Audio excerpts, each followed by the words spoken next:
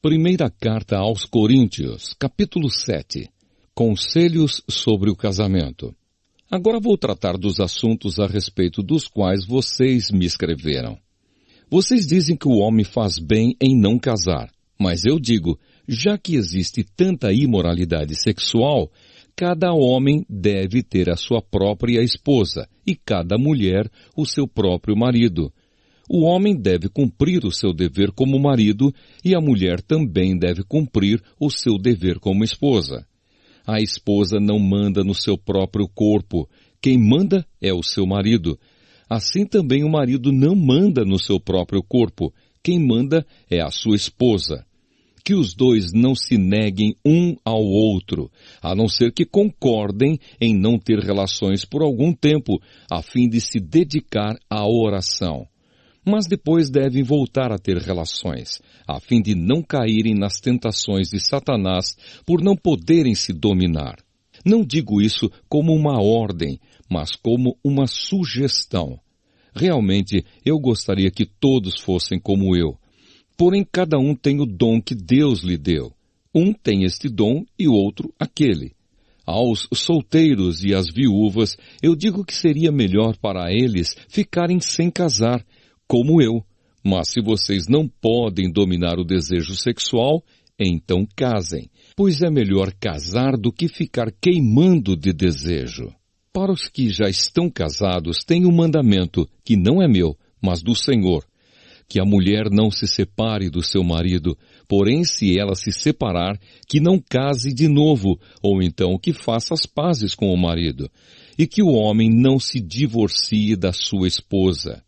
Aos outros digo eu mesmo, e não o Senhor, se um homem cristão é casado com uma mulher que não é cristã, e ela concorda em continuar vivendo com ele, que ele não se divorcie dela.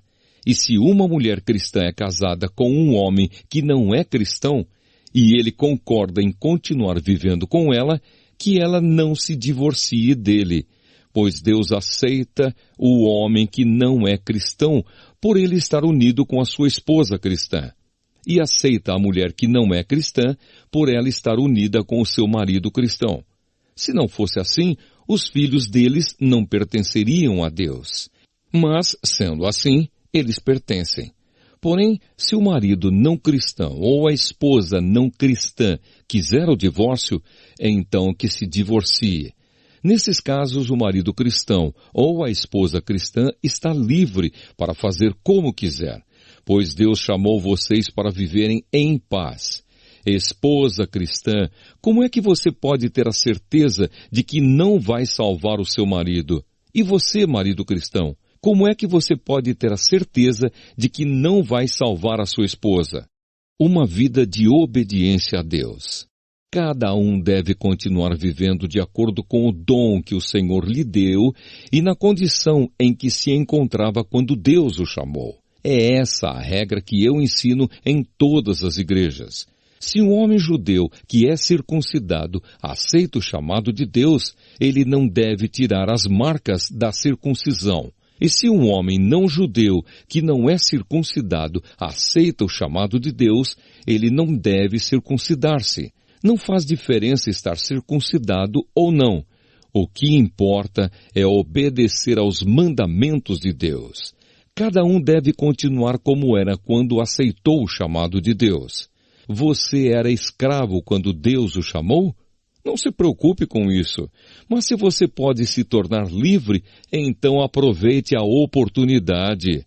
Pois o escravo que foi chamado pelo Senhor é agora um homem livre que pertence ao Senhor. Assim também o homem livre que foi chamado por Cristo é escravo de Cristo. Deus comprou vocês por um preço, portanto, não se tornem escravos de seres humanos. Irmãos, cada um deve continuar na presença de Deus, assim como era quando Deus o chamou. Conselhos para pessoas solteiras e para viúvas. Para os solteiros, eu não tenho nenhum mandamento do Senhor. Porém, dou a minha opinião como uma pessoa que, pela misericórdia do Senhor, merece confiança. Por causa dos tempos difíceis em que vivemos, eu penso que é melhor para o homem ficar como está. Você tem esposa? Então não procure se separar dela. Você é solteiro? Então não procure esposa. Porém, se você casar, não estará cometendo pecado. E se uma moça solteira casar, também não estará cometendo pecado. Mas eu gostaria de poupar vocês dos problemas de cada dia que terão na vida de casados. Irmãos, o que eu quero dizer é isto. Não nos resta muito tempo e daqui em diante os casados devem viver como se não tivessem casado. Os que choram, como se não estivessem chorando. Os que estão rindo, como se não estivessem rindo. Os que compram, como se não fosse deles aquilo que compraram. Os que tratam das coisas deste mundo, como se não estivessem ocupados com elas. Pois este mundo, como está agora, não vai durar muito. Eu quero livrá-los de preocupações. O solteiro se interessa pelas coisas do Senhor porque quer agradá-lo. Mas o homem casado se interessa pelas coisas deste mundo porque quer agradar a sua esposa e por isso é puxado para duas direções diferentes. Quanto às mulheres, tanto as viúvas quanto as solteiras, elas estão interessadas nas coisas do Senhor porque querem se dedicar de corpo e alma a Ele.